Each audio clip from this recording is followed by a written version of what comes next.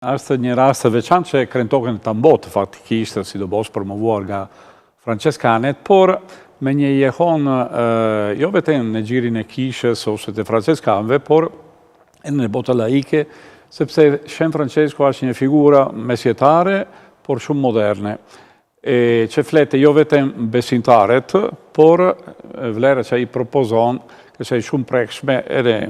në kokën e vjetës, si në kokën e sotme, edhe në botë e kulturës civile, për shumë arsye, pse i prek tematika që janë afer zemra tona e njerëz që jetojnë në këtë shekull. Për shembull, fakti që na propozon një